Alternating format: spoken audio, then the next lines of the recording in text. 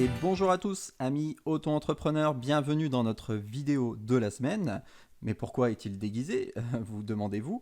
Eh bien parce qu'aujourd'hui, on va parler de salariat déguisé pour un auto-entrepreneur. Oui, je sais, c'est absolument hilarant, ça devrait mériter tout un tas de likes, n'est-ce pas? Alors on va regarder comment reconnaître ce salariat déguisé, parce que au-delà des beaux déguisements, c'est quand même un sujet qui fait flipper quand on est en auto-entreprise, en fait quand on est à son compte au sens large, et donc on va regarder finalement quels sont les risques du salariat déguisé. Alors, quand vous êtes auto-entrepreneur, en fait quand vous êtes à votre compte, on ne peut pas exercer d'autorité sur vous. Vous êtes à votre compte, ça veut dire qu'on ne peut pas vous imposer d'horaire, on ne peut pas vous imposer une adresse mail, on peut pas, il y a tout un tas de choses qu'on ne peut pas vous imposer parce qu'en fait, on n'est pas votre supérieur hiérarchique, on est votre client. Donc, il y a vraiment deux critères qui permettent de définir une situation de salariat déguisé. Le premier, c'est le critère économique, c'est souvent un des mieux connus, ça veut dire que vous avez qu'un seul client qui vous prend tout votre temps, et que du coup, si vous n'avez pas ce client, en fait, vous n'avez pas du tout de revenus.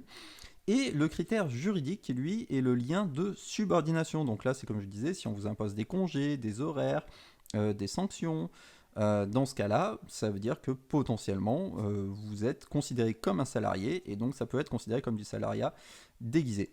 Et donc normalement, il faut qu'il y ait ces deux critères pour qu'on parle vraiment de salariat déguisé. Et dans cette situation, en gros, vous n'êtes plus libre de vos choix et de l'organisation de votre activité, ce qui est normalement un prérequis et qui définit même votre statut indépendant.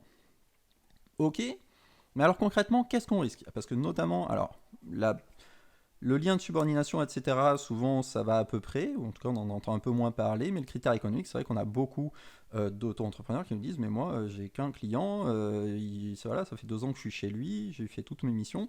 Concrètement, qu'est-ce que je risque? Bon, déjà on a vu que s'il n'y a pas ce lien de subordination, c'est potentiellement pas considéré comme du salariat déguisé, même si c'est quand même toujours mieux et recommandé. Même pour vous, c'est beaucoup plus sain d'avoir mieux, plus qu'un seul client. Donc essayez de faire des petites missions à côté, même si c'est très ponctuel. Un petit peu de formation, une petite mission en ligne, etc. pour varier un petit peu tout ça. Mais bon, concrètement, qu'est-ce qu'on risque?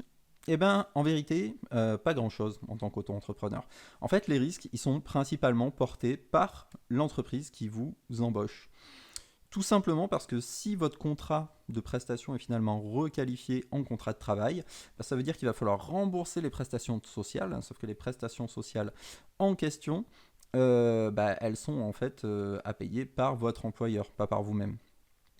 Par contre, il y a quand même un truc, c'est que si vous avez touché des allocations, je sais pas, par exemple au chômage sur cette même période, parce qu'ils considéraient que vous étiez auto-entrepreneur et que vous aviez tel niveau de revenu, du coup évidemment tout sera réévalué par rapport au fait qu'en fait vous étiez salarié. Donc évidemment si vous étiez salarié, du coup vous n'aviez pas droit au chômage. Donc voilà, c'est plutôt ce genre d'impact que vous pouvez avoir quand vous êtes auto-entrepreneur.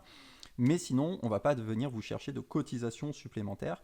En fait, c'est vraiment l'entreprise qui va devoir payer toutes les cotisations comme si vous aviez été salarié. Donc finalement, le plus embêtant pour un auto-entrepreneur, c'est souvent qu'en fait, on n'a pas forcément envie de passer salarié et que dans ce cas-là, on n'a potentiellement pas le choix. Et ça veut dire que une fois que tout est remboursé, il faudra peut-être refaire une rupture de contrat si on veut revenir à son compte, etc. Donc c'est pas forcément très marrant, mais encore une fois, il faut bien qu'il y ait ce critère économique et ce critère juridique. Et honnêtement, c'est quand même assez rare. On ne peut pas dire qu'il soit très très strict sur le sujet, parce qu'on voit beaucoup d'endroits où c'est quand même un petit peu border et où ça se sait, et pourtant personne n'intervient. Donc ça reste un risque qui est mitigé, mais n'empêche que légalement, c'est quelque chose qui existe, il faut y faire attention, il faut faire attention à ces deux critères, et encore une fois, pour vous, alors le lien de subordination, donc n'hésitez pas, si jamais justement on vous impose notamment des jours de congé, etc., à rappeler que c'est strictement illégal. Et pour le critère économique, c'est de toute façon beaucoup plus sain pour vous de varier autant que possible vos clients. Voilà ce que je voulais vous dire sur le salariat déguisé. Comme d'habitude, si vous avez des questions, des remarques, n'hésitez pas à nous les poser sur les réseaux sociaux et n'hésitez pas aussi à nous laisser des petits likes, ce sera super important pour la chaîne. Merci et bonne journée à tous.